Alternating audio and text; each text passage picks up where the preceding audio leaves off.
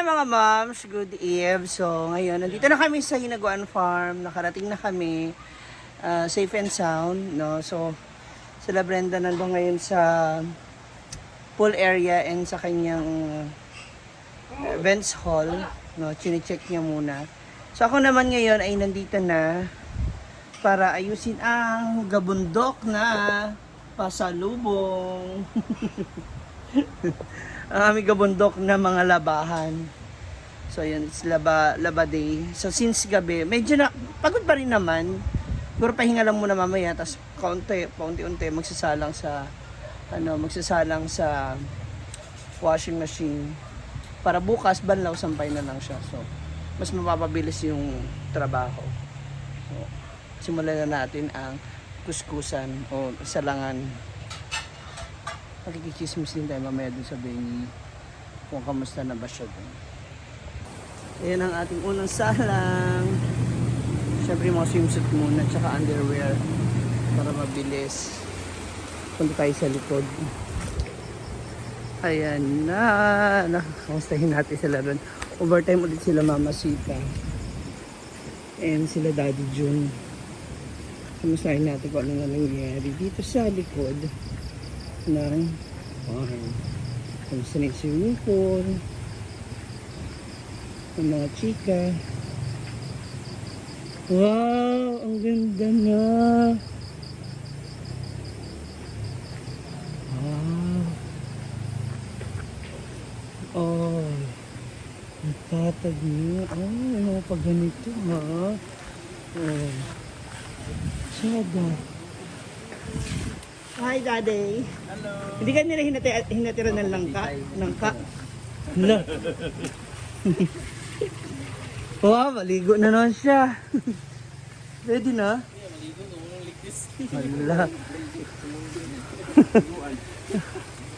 Pwede na paliguan. Nandito naman si Mother sa kabila. Mom! Kamusta ka?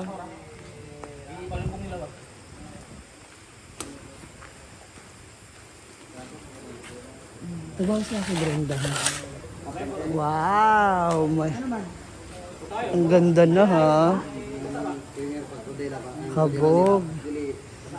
At least ito mabilis na ito ano. Baka mag... Ipa-tiles mo pa ito. Yan sa doon sa gamiton. Buta ka na to sa binto. Binto din. Nya po sa tao. Tawan ta gid na mo rin ginawa. Kain na. Kain na. Ay bugay na. Kain. Buga na. Ko sa binto marami sa binto nato. Sabi? Asa gamiton sa kasi. Ay, buga ko niya. Ito maayo dito. Grabe ma ha. Ino-overtime mo to ha. Di man pwede siya biyaan nan si. Dapat O papangit yung class. Kain na siya. pagbubuntag na, umaga na. Ano magdala? Ita-tiles mo pa to. Hindi na. Ganito na Hindi naman kayo mag-tiles yung yung swimming pool. pool. Ito pa Ang tiles. importante, sumimple kayo mag pag-inlot na mo, dali na tayo. Rap, agay, kalik, pilit na mga Sabi ko kay Brenda, tiles, pinalimpyo, pinakadali. Mabilis siyang Trabaho. malinis kapag naka-tiles. Nason, nagagayon sa na nilaktar ni Son nga, kasi diba, kaya ako pura. Yung kalahati okay na ma. Yun, diba? Ayun ba rin, diba? Kasi, sabi ko, nang yung patwi-patwi. Yung pathway. Patwi nga ito. May haloblak ng ready na riyaw. Diniba kayo. Dahil, Wala nang patwi. isang ganyan na lang. So, clean na lang lahat. Kung mag-pathway man, yung kahoy. Yung kahoy na lang. Kasi naman, yung fitness mo na, ilagay mo dyan. Oo. Hindi naman, bulan-bulan may okasyon dito, di ba? Sa bagay.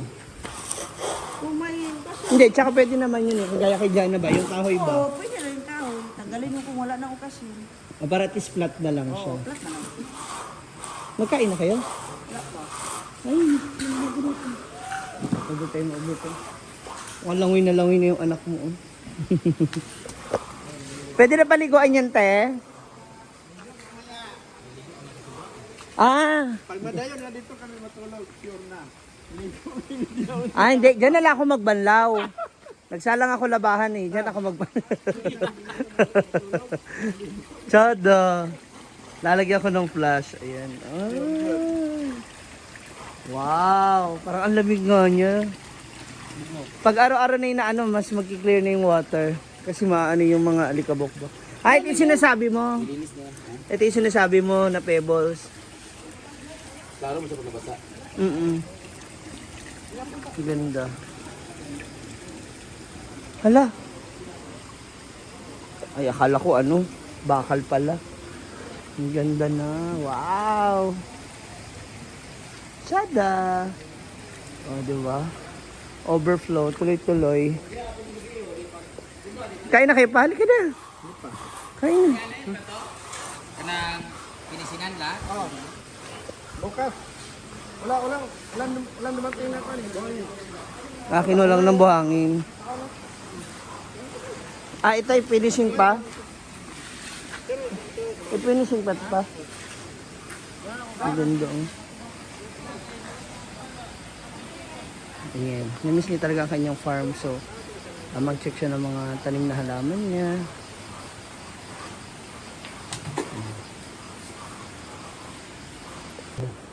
Para sa ating dinner. What's this? Pansit. Ano, tininlag ng Eat that. tiil? Ay, tininlag ng tiil? Pansit. Ano lang na, ambot, pinasabaw Ano ba yung nila? atay? Dili. Balon-balunan. So, ito na. Tapos na tayo ng first batch ng ating nilabahan. So, sabi nila bukas na raw ito banlawan. Kasi umuulan na. Ako naman, sabi ko, kaya ako naglaba. Kasi nakatulog ako kanina sa biyahe. Nakapagpahinga naman ako. Sabi ko, maglaba na ako ngayon. Magsabon ako. Sila na magbanlaw. Para isang pagod lang ba? Kasi bukas, marami na namang gagamit ng tubig. So, mainit. So, at least ito, kahit gabi na, diba?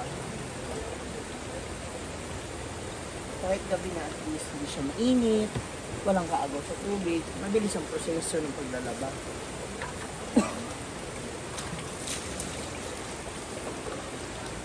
Sa umaga. Dito, ma'am, chef. Ha? Pinikas. Ay.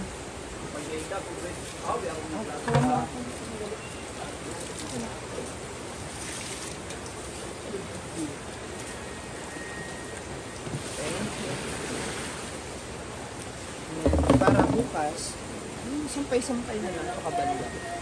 Ganon. Parang hindi na lang gagawin. May mga naiwan kasi akong labahan ko nung bago umalis. Ayan. Nabalaba tayo.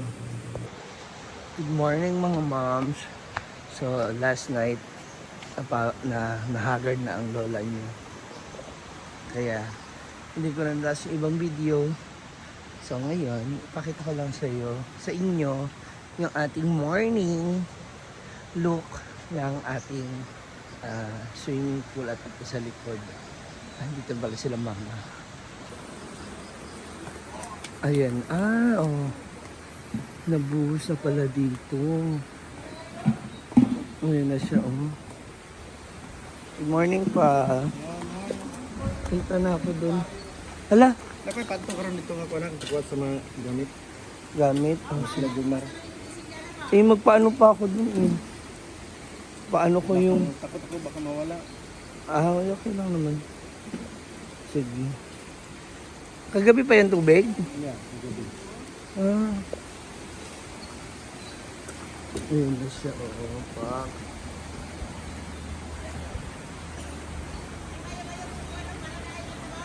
Dito yung drainage, yung daanan ng tubig. Tama ba? Ano ba to?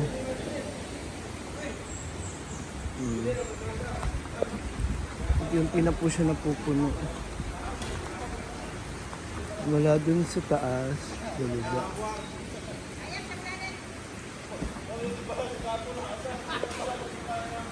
Si Mamang aga-aga din. Wow. So huli pala mapupuno itong sa pambata.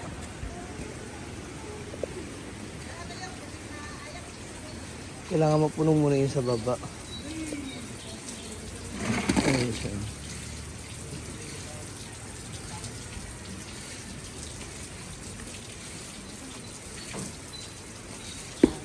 Hindi kaya maano agad yung upuan?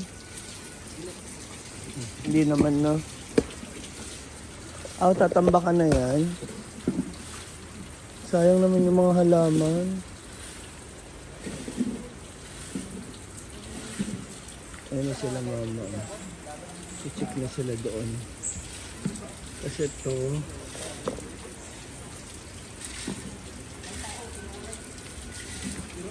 giniba ulit pala. Pinagiba na rin ni mama yung gitna para gusto niya flat na lang. Plain lang.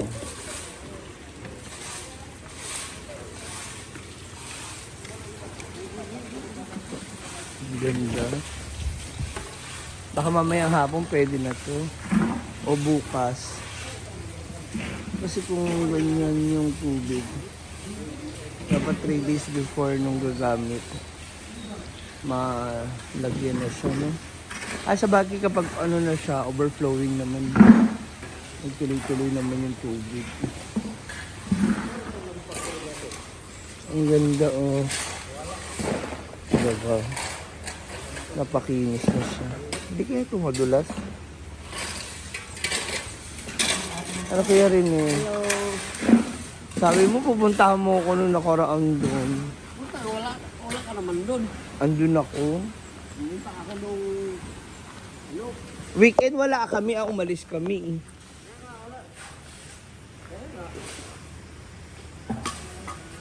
Ayun na siya. Hanggang doon sa likod. At least, tatag na siya.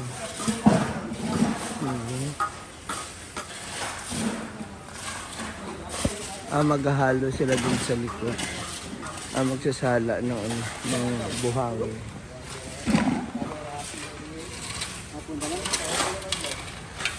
Mga ilang araw na lang yan pa. Ilang araw na lang. Araw na lang yan. Malapit. Tapos ito, hindi to. Ganito lang siya. Sa bago, mas maganda. Dito na pala yung shower. Ang layout ano niya kanina lang. Intras magulat to sa bala. Yung layout. Pingsingan pa mo. Sige. Pagsingan mo. Pagsingan sa diretso. Tapos ito na yung shower. Ang cute. Shower to. Gray po yan eh. For the meantime. Ayan, ganito sa gilid. Ganda rin. Dito kasi yung tangke eh. So at least, diba? Unlimited ang water ng shower.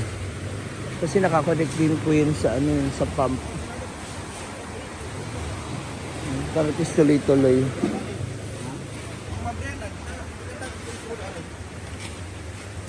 Pag magkuha na natin television, di ay ka magputol di.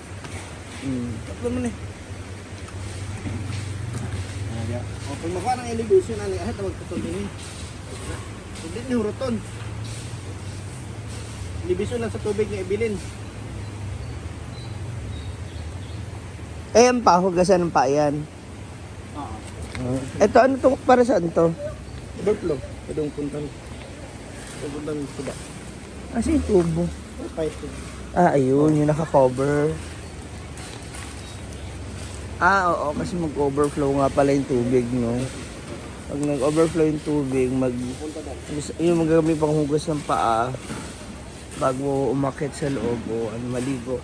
Tapos yung tubig, naaapaw.